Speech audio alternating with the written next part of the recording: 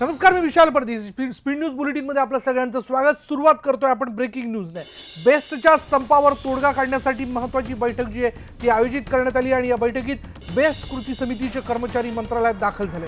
मुख्य सचिव डी.के. जैन आणि परिवहन सचिव ही मंत्रालयात दाखल झाल्याचं कळतंय. बीएमसी आयुक्त, बेस्ट व्यवस्थापक, नगरविकास सचिव ही या बैठकीकरता दाखल झालेले आहेत आणि या बैठकीत तोडगा काढण्याचा प्रयत्न होणार आहे. अधिक माहिती आपण जाणून घेऊयात. आमचे प्रतिनिधी स्वाती लोखंडे डोके आपल्या बरोबर आहेत. स्वाती, या बैठकीत आज तोडगा निघू शकतो का?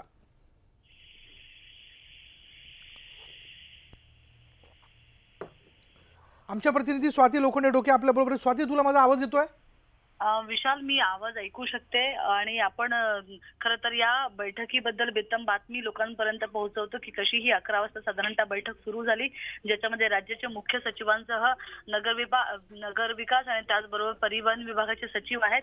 यांच्या अध्यक्षतेखालील या बैठकीला आयुक्त अजय मेहता, मुंबई महानगरपालिकेचे आणि बेस्टचे व्यवस्थापक सुरेंद्र कुमार आहेत आणि त्याचबरोबर कृती समितीचे लोक आहेत. पण महत्वाचं म्हणजे कृती समितीमध्ये 7 संघटना असताना अवघ्या 2 संघटनांच्या प्रतिनिधींना आतमध्ये बोलवण्यात आलेलं आहे. शशांकराव स्वतः तर आहेतच, पण बाकी इतर म्हणजे काँग्रेस आणि बीजेपीचे ज्या काही संघटना आहेत त्यांना मात्र आतमध्ये येऊ दिलेलं नाही आहे आणि काही लोक बाहेर थांबलेले आहेत.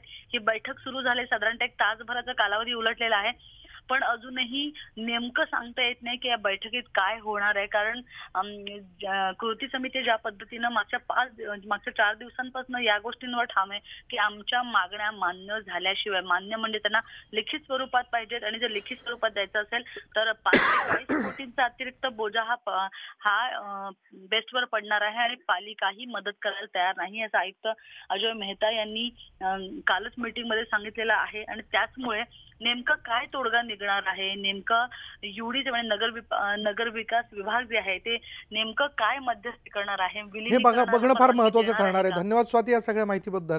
बघूयात, आज संपाचा 5वा दिवस आहे. आज तरी या बैठकीत तोडगा निघतोय का? यानंतर जाणून घेऊयात आणखीन एक ब्रेकिंग न्यूज अशी आहे बंगळुरूमधनं की पत्रकार गौरी लंकेश हत्या प्रकरणातील अमोल काळे हा सहकाऱ्यांना शॉक द्यायचा.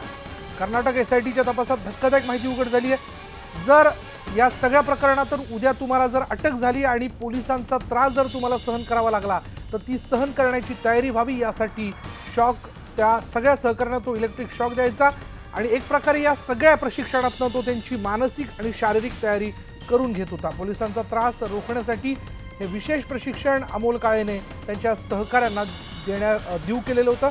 अधिक माहिती आपण जाणून घेऊयात. आमचे प्रतिनिधी संदीप राजगोळकर आपल्यासोबत आहेत. संदीप, आता अमोल काळेच्या तपासात नवनवीन खुलासे होताना दिसत आहेत. आत्ताचा अपडेट काय? विशाल, खूपच ही धक्कादायक माहिती म्हणावी लागेल. बेंगळुरूमधनं आलेली एसआयटीनं न्यायालयात जी माहिती दिलेली आहे आणि एसआयटीच्या सूत्रांकडून जी आपल्याला माहिती मिळते त्यानुसार अमोल काळे हा इलेक्ट्रिक शॉक द्यायचा. आणि महत्वाची गोष्ट म्हणजे आतापर्यंत विशाल जवळपास 13 लोक हे कर्नाटक एसआयटीच्या ताब्यात आहेत आणि या सगळ्यांच्याकडे कसून चौकशी करत सुरू आहे कर्नाटक एसआयटी कडून. आणि त्याच वेळेला त्यातल्या 3 ते 4 सहकार्यांनी ही मान्य देखील केलेलं आहे की अमोल काळे हा आम्हाला इलेक्ट्रिक शॉक द्यायचा. कारण आपल्याला माहिती आहे की बेळगावच्या जंगलामध्ये ही सगळी तयारी करण्यात आली होती चिखले गावाजवळ आणि त्या ठिकाणी देखील शॉक दिलेले आहेत. त्याचबरोबर महाराष्ट्रामध्ये जी काही शिबिरं होती त्या शिबिरांमध्ये देखील सहकार्यांना अमोल काळे शॉक देत होता. शरद कळसकर हा त्याला मदत करायचा. कारण आपल्याला माहिती आहे की ज्यावेळेला पहिली हत्या झाली डॉक्टर दाभोळकरांची, त्यानंतर अनेकांना ताब्यात घेतलं होतं, पोलिसांनी रिमांड होम मध्ये त्यांना घेतलं होतं. तर पोलिसांकडून जे काय त्रास दिला जाईल तो त्रास सहन करण्याची मानसिक आणि शारीरिक तयारी व्हावी म्हणून हिंदुत्ववादी संघटनांकडून हे खरं तर प्रशिक्षणार्थी जे होते त्यांना हे शॉक दिला जायचा. आणि एक धक्कादायक माहिती म्हणावी लागेल. आणि याच्याबरोबर आणखी एक महत्वाची अशी माहिती मिळाली विशाल, ती म्हणजे बॉम्ब बनवायचं प्रशिक्षण देखील अमोल काळे आणि शरद कळसकर